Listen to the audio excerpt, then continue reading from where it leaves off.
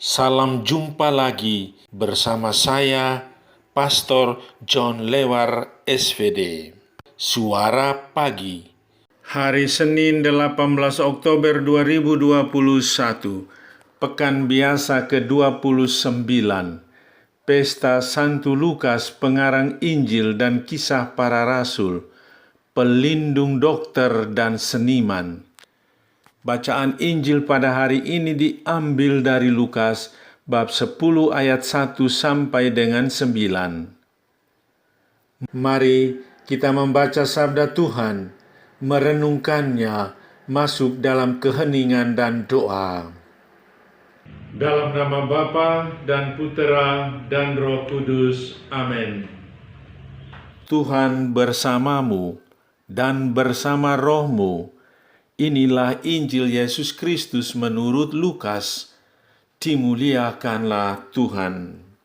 Yesus mengutus 70 murid. Kemudian daripada itu, Tuhan menunjuk 70 murid yang lain, lalu mengutus mereka berdua-dua mendahuluinya ke setiap kota dan tempat yang hendak dikunjunginya. Katanya kepada mereka, "Tuaian memang banyak, tetapi pekerja sedikit. Karena itu, mintalah kepada Tuan yang empunya tuaian, supaya ia mengirimkan pekerja-pekerja untuk tuaian itu. Pergilah, sesungguhnya aku mengutus kamu seperti anak domba ke tengah-tengah serigala. Janganlah membawa pundi-pundi atau bekal atau kasut, dan janganlah memberi salam kepada siapapun selama dalam perjalanan. Kalau kamu memasuki suatu rumah, katakanlah lebih dahulu, damai sejahtera bagi rumah ini. Dan jikalau di situ ada orang yang layak menerima damai sejahtera, maka salammu itu akan tinggal atasnya. Tetapi jika tidak, salammu itu kembali kepadamu.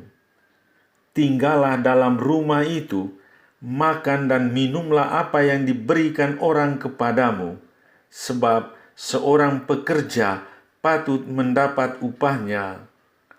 Janganlah berpindah-pindah rumah, dan jikalau kamu masuk ke dalam sebuah kota dan kamu diterima di situ, makanlah apa yang dihidangkan kepadamu, dan sembuhkanlah orang-orang sakit yang ada di situ, dan katakanlah kepada mereka, kerajaan Allah sudah dekat padamu." Demikianlah sabda Tuhan. Terpujilah Kristus. Tuhan tidak pernah pergi dari hidup kita. Saudari-saudaraku yang terkasih dalam Kristus, hari ini kita merayakan pesta Santo Lukas, pengarang Injil. Dalam Injilnya hari ini, Yesus berkata, "Sesungguhnya aku mengutus kamu seperti anak domba ke tengah-tengah serigala." Sesungguhnya ayat ini bukanlah ayat yang nyaman kedengarannya. Demikianlah halnya seorang pengikut Kristus harus siap untuk tidak nyaman. Orang harus berjuang, bekerja keras, dan siap ditolak. Lebih dari itu, Yesus memerintahkan kita untuk tidak tergantung pada segala sarana dan prasarana yang kita perlukan untuk pelayanan itu. Janganlah membawa pundi-pundi atau bekal atau kasut. Lalu, apa yang menjadi kekuatan seorang utusan? Tuhan telah mendampingi aku dan menguatkan aku. Paulus mendapatkan kekuatan dari Tuhan saat ia dianiaya oleh Alexander, si tukang tembaga, dan ditinggalkan oleh teman-temannya.